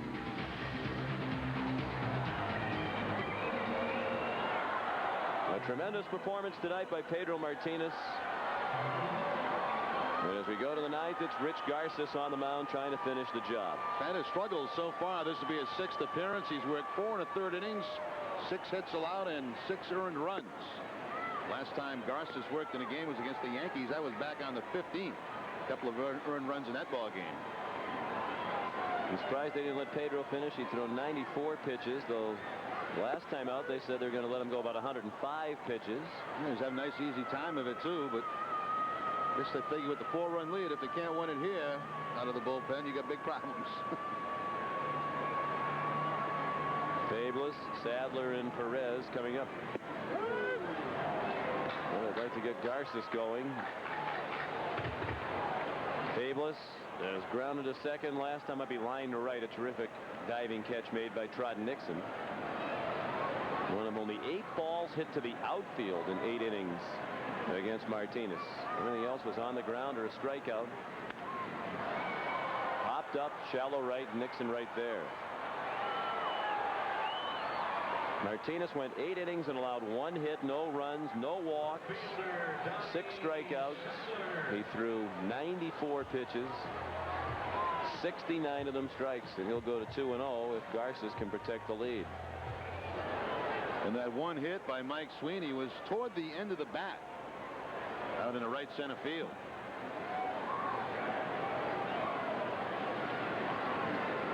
Donnie Sadler 0 for 3 as the leadoff man. And for all the talk about the so-so efforts of Pedro Martinez in the first 3 outings, this being the 4th tonight, the Red Sox very easily, Jerry, could have won all 4 of his starts, despite the fact that he wasn't great in the first 3. The only one that they have lost prior to tonight was opening day, 12-11. They actually had an 11-8 lead in that ball game that the bullpen gave up. They have to hurry with Sadler running. Hillenbrand got him.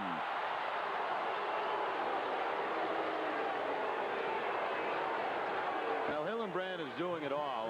You know, the clutch base hit tonight and a 3-2 count to drive in 3 runs. He's played very good defense down there at third base. This is not an easy play, especially when you got Sadler with his speed going down the line.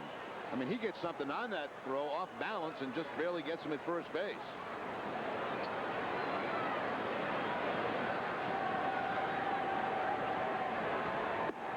Red Sox 1 out away from victory. And it's Mayfi Perez at the plate, 0 for 3. 4-0 Boston.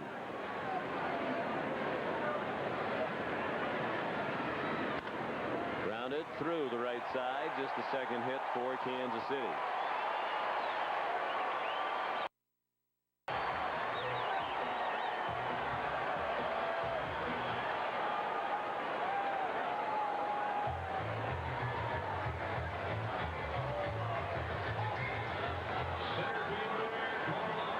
Beltran will try to keep the Royals alive. He's 0 for 3. Reached on a Pedro Martinez error in the 4th inning.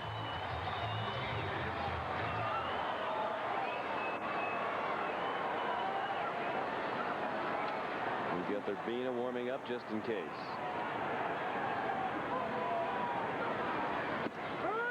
Bell high strike.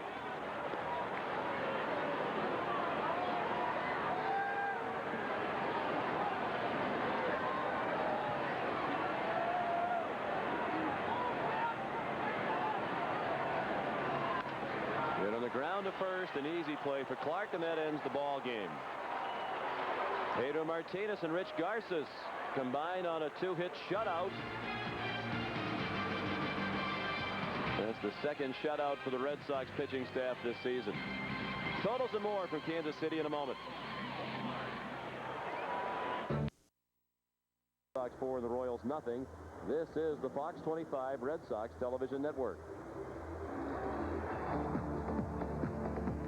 Play of the game is brought to you by New England Ford dealers. It'll be the 2000 strikeout of Pedro's Major League career. A changeup doing the honors. Pedro ended up with 6 on the night. For the best selection of cars, trucks, and SUVs on the planet, visit your local New England Ford dealer or log on to newenglandford.com. The Red Sox have won 4 in a row. They're now 10-4 for the season. In first place in the American League East. They'll go for their 5th straight win tomorrow night in Game 2 of this 3-game series. John Burkett makes his Red Sox debut. The Royals counter with Brian Ricard. Game time 7 o'clock right here on Fox 25. Till then, for Jerry Remy, Sean McDonough saying good night from Kauffman Stadium in Kansas City. This has been a presentation of Fox 25 Sports. Now let's join Maria Stefanos and Curtis Jackson at the Fox 25 News Desk.